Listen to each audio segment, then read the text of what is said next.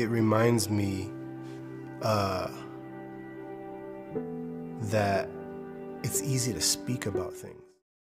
Mustafa Davis lahir dan dibesarkan di wilayah Teluk di California Utara. Ia kini dikenal sebagai pembuat film dan seniman dunia. Sebagai seniman, Davis mencintai keindahan, dan keindahan paling indah di matanya adalah senyum seorang pria sederhana yang tulus, yang membawanya pada Islam 16 tahun lalu. Semua berawal pada suatu Rabu di bulan Mei tahun 1996. Davis bertemu dengan seorang teman dalam perjalanannya menuju kampus. Belakangan Davis tahu ia dan pria bernama Whitney Cannon itu belajar dalam kelas bahasa Perancis yang sama. Lalu, mengetahui bahwa Whitney adalah seorang seniman dan musisi sepertinya, Davis kerap menghabiskan waktu bersamanya setelah itu, terutama di ruang piano di aula musik kampusnya. Selama 1 semester, dengan cara menyelinap, ia dan Whitney menghabiskan waktu di ruangan itu, lalu bermain musik atau berbincang tentang persoalan kerohanian di sana. Pada suatu Rabu di tahun yang sama, bersama salah seorang temannya, Whitney Cannon, kini Muslim, Davis sedang menyantap sushi di sebuah restoran Jepang dekat kampus.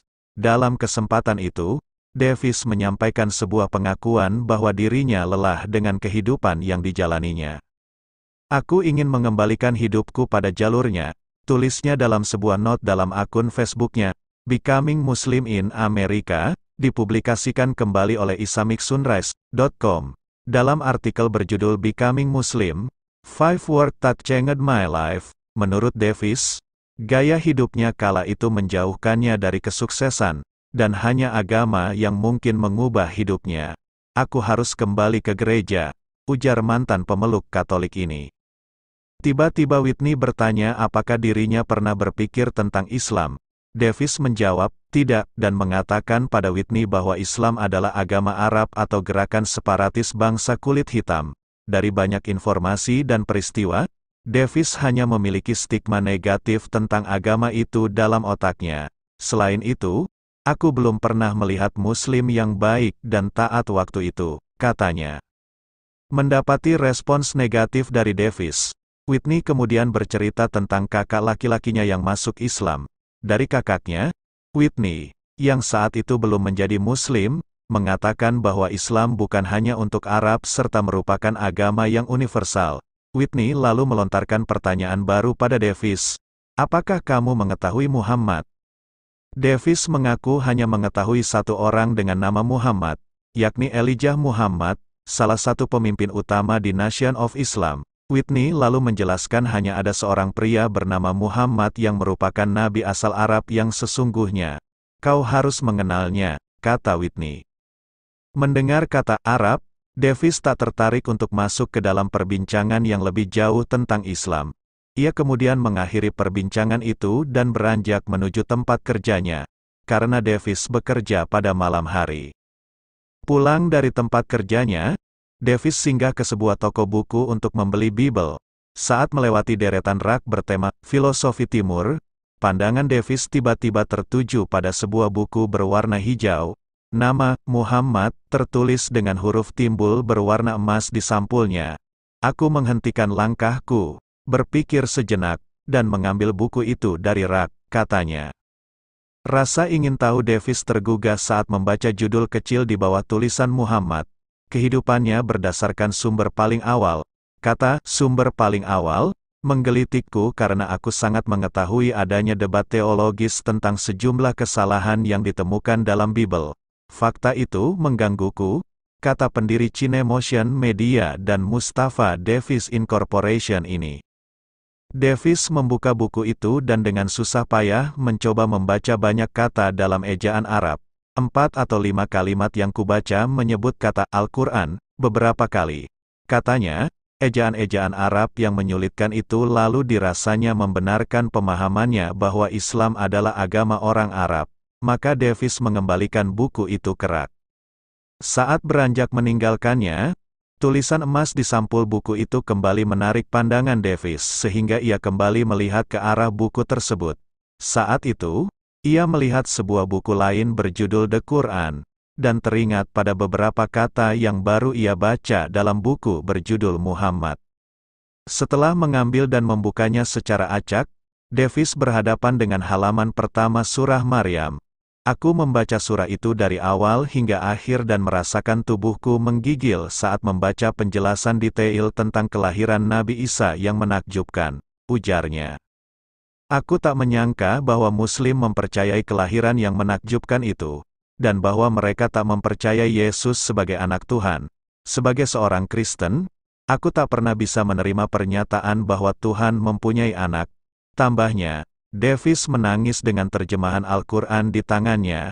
Ia memutuskan membeli kitab itu, lupa dengan tujuannya membeli Bible, dan meninggalkan toko buku itu. Keesokannya, Kamis pagi, saat berjalan menuju kampusnya, Davis melewati stan kecil milik seorang pria Senegal yang menjual kerajinan, dompet, dan boneka Afrika. Ia sibuk dengan seorang pembeli saat Davis menghampiri stannya dan melihat-lihat sebuah dompet. Ketika pelanggannya itu pergi, pria kulit hitam itu menghampiri Davis sambil tersenyum ramah. Senyumnya itu adalah sesuatu yang tidak pernah kutemukan sebelumnya. Aku hanya bisa menggambarkan bahwa senyum itu penuh dengan cahaya dan cinta. Davis menulis dengan penuh ketakjuban. Pria bernama Hadim itu menyapa Davis, "Hai, saudaraku, apa kabar?" dan melanjutkan dengan sebuah pertanyaan lain setelah Davis menjawabnya, "Saudaraku, apakah kamu seorang Muslim? Kamu terlihat seperti seorang Muslim." Belum habis kekagumannya dengan senyum Hadim, Davis dibuat terkejut dengan pertanyaan itu. Ia menjawab bahwa dirinya bukan seorang Muslim, namun baru membeli Al-Quran pada malam sebelum mereka bertemu. Senyum Hadim berkembang. Ia menghampiri Davis dan memberinya pelukan sambil terus berkata, "Ini sangat indah, saudaraku. Ini hebat. Aku bahagia untukmu. Ini adalah pertanda dari Allah. Kamu membuatku sangat bahagia, saudaraku." Ketakjuban Davis belum berakhir. Saat memasuki waktu zuhur, Hadim meminta bantuannya untuk menjaga stan miliknya selama ia salat. Davis bersedia dan melewatkan 2 kelas hari itu. Aku belum pernah menemukan orang setulus dia, yang tersenyum padaku, memelukku, dan mengatakan dirinya berbahagia untukku. Saat bersama Hadim itulah, seorang mahasiswa Pakistan menghampiri dan menyapa pria Senegal itu. Seperti Hadim, ia mengira Davis seorang Muslim, dan gembira saat mendengar Davis telah membaca Al-Quran. Ia lalu menawarkan dirinya untuk menemani Davis melihat-lihat masjid. Dan Davis menerima tawarannya. Keesokan harinya, mahasiswa itu menjemput Davis dan membawanya ke sebuah masjid milik Asosiasi Komunitas Muslim di Santa Clara, California. Setelah terlebih dulu ia mengajak Davis makan siang di rumahnya. Saat tiba di masjid, Davis disambut sekitar 40 pria yang menyapanya sambil tersenyum. Setelah duduk dan bergabung dengan pria-pria tersebut, Davis ditanya apakah ia mengetahui sesuatu tentang Islam. Ia menceritakan Al-Quran yang dibelinya dan menyampaikan hal-hal tentang Islam yang diketahuinya melalui kitab tersebut. Lalu seorang di antara mereka bertanya apakah aku mempercayai Nabi Muhammad dan tanpa ragu ku jawab, "Ya." Aku ditanya apakah aku percaya bahwa Yesus adalah Tuhan atau anak Tuhan? Ku jawab, "Tidak." Ia lalu menjelaskan banyak hal tentang Islam pada Davis. Malaikat, kitab-kitab Allah, hari penghakiman, Yaumul Hisab, dan banyak lainnya. Setelah memberikan penjelasan itu, ia bertanya apakah Davis mempercayai semua itu. Davis kembali menjawab, "Ya." Lalu pria itu berkata, "Itu adalah apa yang dipercayai oleh Muslim dan kamu mempercayainya. Maka apakah kamu ingin menjadi seorang Muslim?" Davis kembali menjawab, "Ya." Tanpa keraguan sedikit pun, pria itu lalu membimbingnya membaca syahadat. Aku ingat, hari itu tanggal 17 Ramadan 1416 Hijriah, ujarnya.